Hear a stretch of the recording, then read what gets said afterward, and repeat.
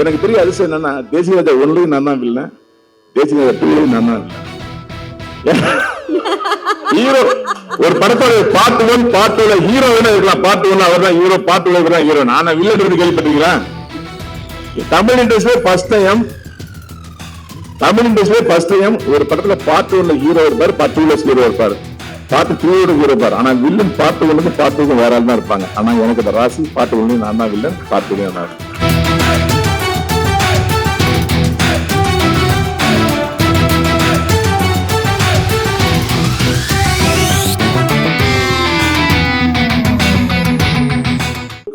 பெரியவர்களுக்கும் சகோதர சகோதரிகளுக்கும் நண்பர்களுக்கும் என்னுடைய மாலை நேரத்து வணக்கம். ஆக்சுவலா இந்த விழாவை நான் தான் எடுத்துக்கணும் எழில் சாருக்கு. ஏன்னா எழில் சார் டைரக்ஷன் பண்ண 13 படங்கள்ல 6 படத்துல நான் தான் வில்லன். எழில் சார் வாழ்க்கை வந்து கிறிஸ்து பிறப்புக்கு முன்பு பின்புன்னு பிரிக்கிற மாதிரி, கிமு கிபின்னு பிரிக்கிற மாதிரி, யூனியனுக்கு முன்பு யூனியனுக்கு பின்பு அப்படின்னு பிரிக்கலாம். எழில் சார் வந்து தொடர்ந்து துல்லாத மனம் துள்ளும், பெண்ணின் மனையை தொட்டு, பூவெல்லாம் முன்வாசம், அமுதன், இப்படி படங்கள் பண்ணிட்டு அவருக்கு ஒரு பெரிய பிரேக். தீபாவளி ஒரு பிரேக் விழுந்துச்சு. பிரேக் வந்தனே அவர் என்ன பண்ணாருன்னா, அடுத்து படம் பண்ணு துடிக்கவே இல்லை. ஒரு அமைதியான இடத்துக்காக வந்து யூனியன்ல வந்து ஒரு பொருளாளராக உட்கார்ந்தாங்க.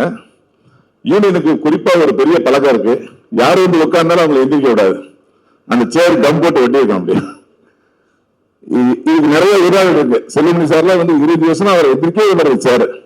இப்பதான் எனக்கு கம் எல்லாம் ஒட்டி பிரிச்சு அவர் எந்திரிக்க ட்ரை பண்ணிட்டு இருக்கேன்.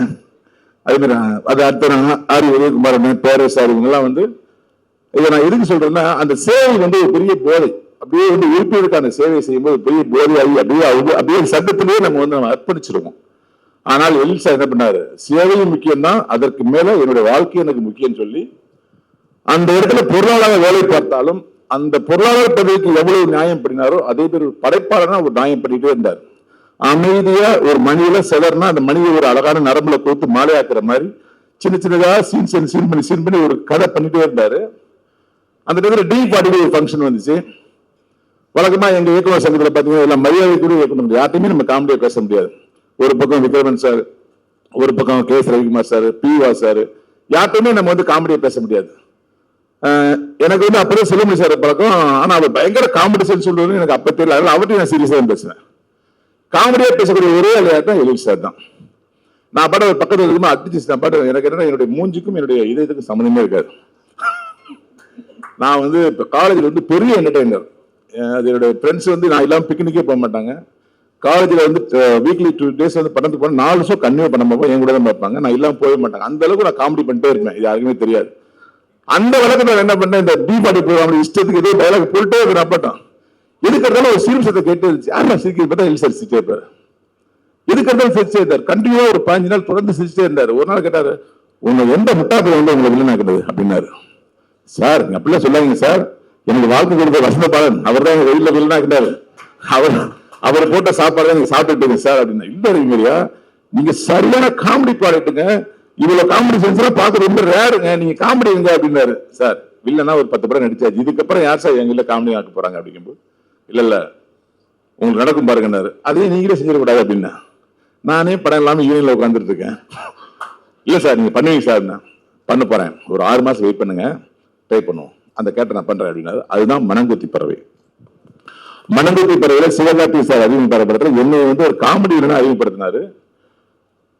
என்னுடைய திறமையை முழுதும் அறிந்தவர் வந்து ஒரு அம்மாவுக்கு தன்னுடைய பிள்ளைகளை பத்தி தெரியும், ஒரு ஆசிரியருக்கு தன்னுடைய மாணவனை பத்தி தெரியும்.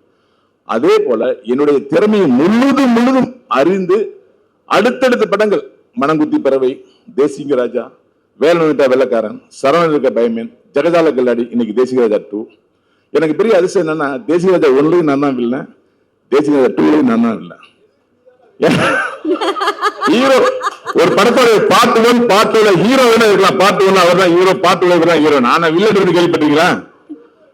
தமிழ் இண்டஸ்ட்ரியிலே ஃபர்ஸ்ட்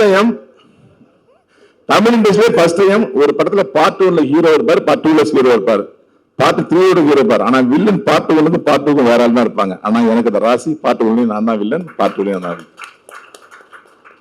எழில் சார் எப்படின்னா எல்லாருமே மிஸ்டர் கூலு அண்ணன் வர கொண்டு போட்டு போனாரு. உதயகுமார் அண்ணன் ரயில்வே சொன்ன தம்பி உங்களை பத்தி நான் பாட்டு நடிச்சுட்டே இருப்பேன், தன்னை எலில் சார் எடுத்துட்டே இருப்பாரு, பார்த்துக்கலாம் கூட்டு போயிடாரு. சத்தியமா அப்படிலாம் இல்லை சார், நீங்க பாரு கொளுத்து போட்டுறாதீங்க. எலில் சாருக்கு தெரியும் அவர் உள்ளுக்கு ஒரு டிசைன் பண்ணிட்டு அந்த டிசைனுக்குள்ள விளையாடுறான்னு தான் பார்ப்பாரு. ஒரு பிட்டு எக்ஸ்ட்ரா போட்டோம் வந்துடுவார், ரவி ரவி ரவி அப்படி மெதுவாக வந்துடுவார் கிட்டக்க. அவர் விளையாட முருகன் சார் வருவார், முருகன் சார் விளையாட நம்ம ஞானசார் சார் வருவார். வந்து ஜி அது கொஞ்சம் அப்படியே ஏதாவது ஒரு வழியில அதை கண்ட்ரோல் பண்ணிடுவாரு. அவர்கிட்ட ஒரு பெரிய பிளஸ் என்ன, எல்லாரும் சொன்ன ஒரு செய்தி ஒரு நடிகர் சொன்னாரு, அவர் பேர் சொல்ல விரும்பல, எலி சார் அப்படியே ஜாலியா உட்காந்துருப்பாரு, அபார்ட் நடிச்சிட்டு இருப்பாரு. சத்தியமா அப்படின்னு இல்ல, ஜாலியெல்லாம் உட்காந்து தொடர்ந்துல வெற்றி கொடுக்கவே முடியாதுங்க. ஒரு சீரியஸ் எடுத்து கிளைமாக்ஸ் எவ்வளவு முக்கியமோ அப்படி ஒரு காமெடி படத்துல ஒவ்வொரு சீனும் முக்கியம். சீரியஸ் சீனுக்கு வந்து படத்துல வந்து உட்காந்துருக்கான், அழுகுறானா, உட்காந்துருக்கானா, தூங்குறானா ஒண்ணுமே தெரியாது. ஆனால் ஸ்கிரீன்ல ஒரு காமெடி சீன் ஒன்னா கைத்தட்டு வந்தே வேணும், கைத்தட்டு எல்லாம் சீன் பிளாப். அப்ப எவ்வளவு ஜாக்கிரதையா இருந்தா தொடர்ந்து காமெடி படங்களை பண்ணி இன்னைக்கு வந்து தேசிய ஒன்னு எடுத்ததே 2 எடுக்கலாங்கிற அளவுக்கு நம்ம ப்ரொடியூசர் ரவிச்சந்திரன் சாருக்கு ஐடியா வந்திருக்கு. அவர் பெரிய கிளவரான ஆள், எல்லாம் சொன்னாங்க இன்ஃபினிட்டி தொடர்ச்சி இருக்கு பாத்துக்கணும் சார். அவர் எவ்வளவு பெரிய கிளவர்னா, இந்த படத்தோட கதை வேற, இதுக்கு தேசிய 2 வச்சா பெரிய கேப்சர் பாயிண்ட் சொல்லி அந்த டைட்டில் வாங்குறது அவ்வளவு தூரம் பாடுபட்டு அந்த டைட்டில் வாங்கினாரு.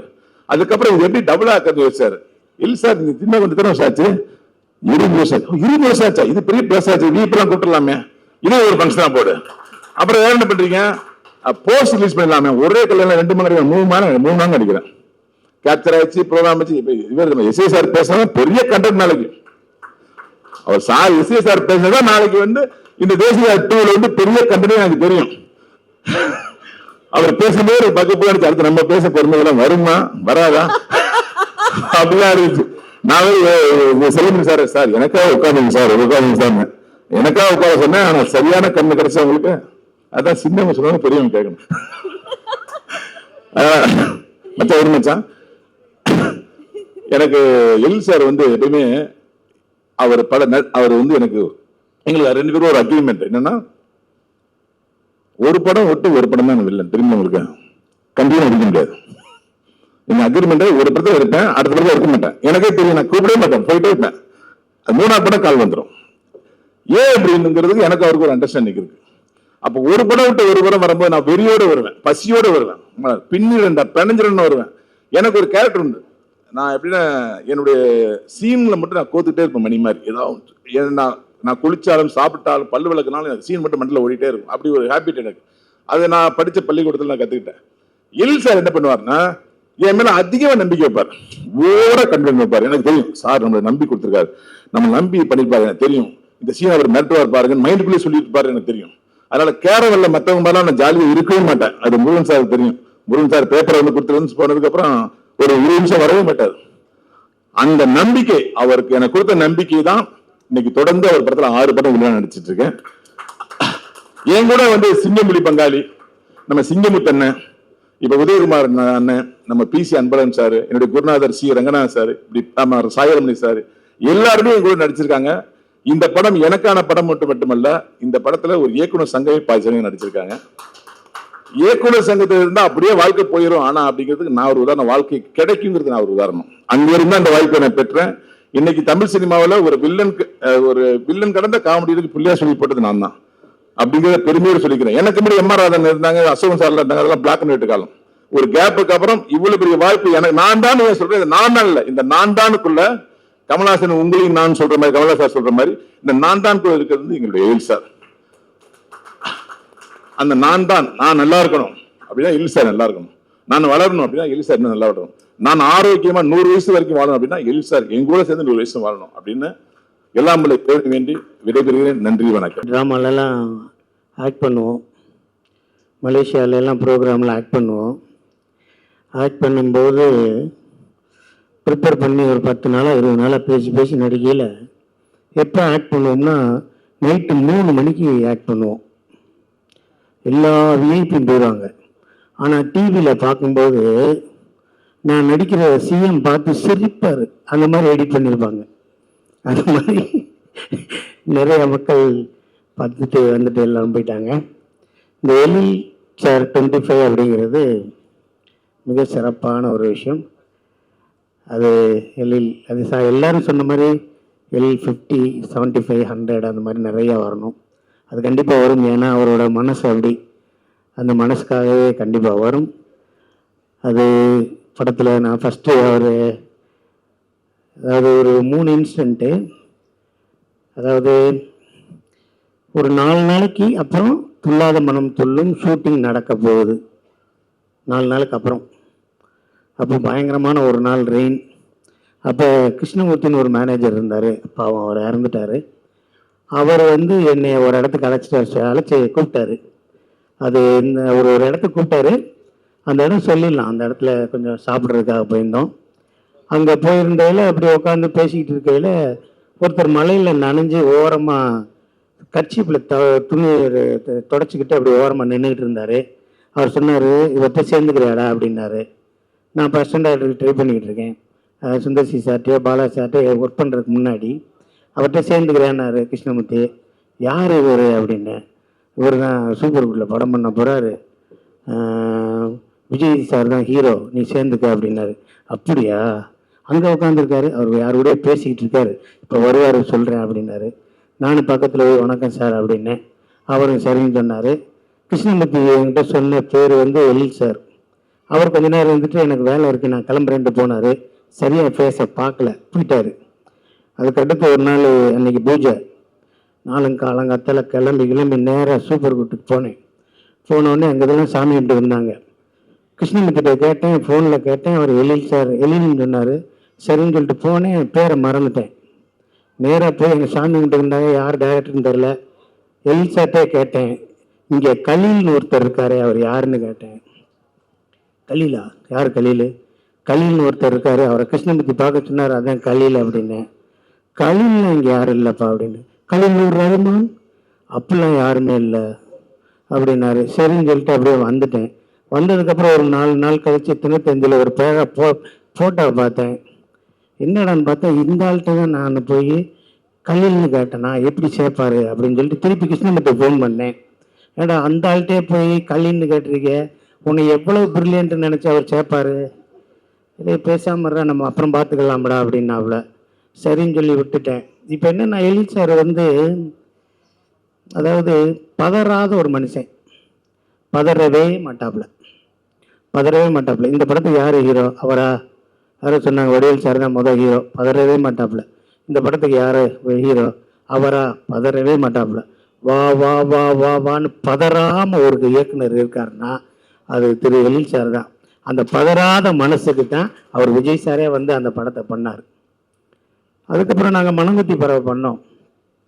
மனங்குத்தி பறவை பண்ணும்போது ஒரு நாள் வந்து ஷூட்டிங் வரும்போது அப்போ தான் அவர் சிவகார்த்திகேயன் சார் வந்து ஒரு ஹோண்டா சிட்டி வாங்கியிருந்தார். அந்த படம் 3 ஷூட்டிங்குக்கு அவரோட டிவி ப்ரோக்ராம் எல்லாம் முடிச்சுட்டு அவர் வந்தார். நான் வந்து ஒரு ட்ரெயினோ பஸ்ஸோ மிஸ் பண்ணிட்டேன். நீங்கள் வேணால் ஹீரோவோட வந்துடுங்க அப்படின்னாரு. நான் அவர் கூட காரில் ஏறி அங்கே போனோடனே மறுநாள் பார்த்தேன், ஒரு சாங்கெல்லாம் நடந்துச்சு. நான் சார்கிட்ட சொன்னேன், சார் நல்லா டான்ஸ் ஆடுறாப்புல, முந்தா நாள் டைலாக்லாம் நல்லா பேசுகிறாப்புல. அப்படியா? சரி சிங்கப்பிள்ளே, அப்போ நம்ம அவருக்கு ஒரு 2 லட்ச ரூபா கொடுத்து ஒரு அட்வான்ஸை கொடுத்துருவோம் சார் அப்படின்னு. கூடவே கொடுப்போம் போலே, இருங்க நம்ம கொடுத்துருவோம் அப்படின்னாரு. கொஞ்ச நாள் கழித்து ப்ரொடியூசர் அம்பேத் சார் வந்தார்.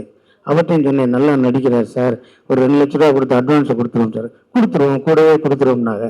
சரின்னு பார்த்துக்கிட்டே இருந்தேன். எழில் சாரோட ஃப்ரெண்டு ஒருத்தர் வந்தார்.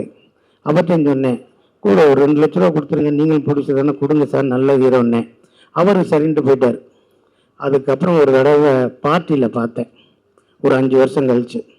அப்புறம் ஒரு டேபிளில் உட்காந்து சாப்பிட்டுட்டு இருந்தேன். தூரத்தில் ஒரு ஆள் 2 பேர் இருந்தாங்க. அவர் நேராக பக்கத்தில் வந்தார். வந்த உடனே, என் புத்தியை செருப்ப கலத்தையே அடிக்கணும் சார் அப்படின்னாரு. ஏங்க அப்படின்னு. நீங்கள் அவருக்கு 2 லட்ச ரூபா கொடுக்க சொன்னீங்களே சார், நான் கொடுக்கல, அதனால பாருங்கள் சான்ஸே போச்சு சார் அப்படின்னாரு. சரி பரவாயில்லைங்க, யாருக்கு ஒட்டுமோ ஒட்டாது, ஒட்டுமோ அவ்வளோதான் ஒட்டும், நீங்கள் பரவாயில்ல போங்க அப்படின்னாரு. அப்புறம் சொன்னார், கீழே கிடக்கிற ஒரு செருப்பு உங்கள் செருப்புன்னாரு. ஆமாம், அதை எடுத்து உங்கள் மண்டையில் அடிங்க சார்னாரு. ஏன் மண்டையில் எதுக்கு அடிக்க, உங்களுக்கு 2 லட்ச ரூபா இருக்கு இல்லையா, உங்கள்கிட்ட இருக்குல்ல, நீங்கள் கொடுத்துருக்க வேண்டியதானேன்னாரு. நான் அப்படியே கிளம்பிட்டேன் நான். அதனால்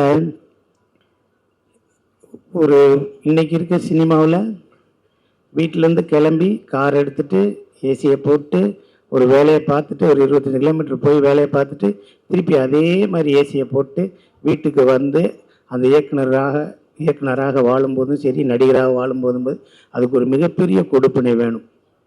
அது எல்லாருக்கும் கிடைச்சிடாது, யாருக்குமே அது கிடைக்காது. அந்த அளவுக்கு நம்மளை கடவுள் வச்சிருக்காரு அப்படின்னு சொல்லும்போதே அதை கடவுளுக்கும் நன்றி சொல்லி, நம்ம செய்கிற தொழிலுக்கும் நன்றி சொல்லி நல்லா இருக்கணும் அப்படிங்கிறது தான் என்னோட எண்ணம். நான் ஒரு படம் ஆரம்பிக்கிறேன்னு சொல்லி காவேரி ஸ்ட்ரீட்டில் ஆஃபீஸ் போட்டிருந்தேன். ஆஃபீஸுக்கு போட்டிருக்கும்போது ஒருத்தர் வந்தார், ரைட்ரு. அவர் வந்த உடனே பிள்ளை எப்படி இருக்க, இன்னைக்கு சீன் சொல்லிடு அப்படின்னு சொல்லி பேசையில், சார் வந்துட்டார், ஏசி போடு அப்படின்னேன். அப்படியே பார்த்தாரு, இன்னும் ப்ரொடியூசர் சிக்கலையா அப்படின்னாரு. உங்களுக்கு எப்படி தெரியும் அப்படின்னேன். ஆள் வந்தோடனே ஏசியை போட்டால் ப்ரொடியூசர் சிக்கலைன்னு அர்த்தம்ப்பா, ஏசி ஓடிக்கிட்டே இருந்துச்சுன்னா ப்ரொடியூசர் இருக்காருன்னு அர்த்தம் அப்படின்னாங்க. உண்மையிலே நான் சொல்கிறேன், எல்வி சார் ஆஃபீஸில் எப்பயுமே ஏசி ஓடிக்கிட்டே இருக்கணும், அதுதான் என்னோட ஆசை. அவரோட நல்ல எண்ணத்துக்கு அவர் நல்லா இருக்கும். நிறைய பேர் சொன்னாங்க, பண்ணுங்க பண்ணுங்க பண்ணுங்க, S LV sir, yes yes yes எஸ்ன்னாரு. என்கிட்டையும் சொன்னார், பண்ணுங்க பண்ணுங்க பண்ணுங்கன்னாரு. ஆனால் அவருக்கு வேணுங்கிறது மட்டும்தான் வச்சுட்டு மற்றவெல்லாம் எடுத்து வெட்டி ஒரு டப்பாவில் வச்சுருந்தார், வந்தால் சிங்கப்பூர் எடுத்துக்கிறதுன்னு. ஸோ அவருக்கு வேணுங்கிறத தான் எடுப்பார். அவர் ஒரு நல்ல மனிதர். அந்த மனிதர் இன்னும் சினிமாவில் இன்னும் நிறையா படங்கள் பண்ணி, நிறைய உதவி இயக்குநர்களுக்கு லைஃப் கொடுத்து, நிறைய நடிகர் நடிகளை வாழ வைக்கணும். அவரும் சிறந்த அவர் ஃபேமிலியோட, குடும்பத்தோட ரொம்ப சந்தோஷமாக வாழணும் அப்படிங்கிறது தான் என்னோட எண்ணம். வாழ்க எல்வி சார், வாழ்க எல்வி சார், வாழ்க எல்வி சார்.